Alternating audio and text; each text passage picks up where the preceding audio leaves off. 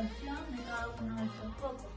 Primero vamos a iniciar con el foco aórtico.